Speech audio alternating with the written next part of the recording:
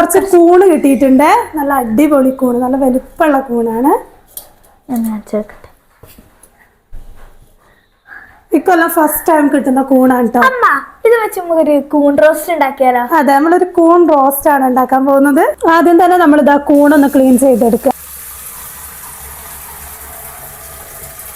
അങ്ങനെ ഇതാ നമ്മളെ മഷ്റൂമിന്റെ ക്ലീനിങ് ഒക്കെ കഴിഞ്ഞിട്ട് ഇനി നല്ലോണം കഴുകി വാരി വെള്ളമൊക്കെ നല്ലോണം ഒന്ന് പിഴിഞ്ഞ് കളഞ്ഞെടുക്കുകയാണ്.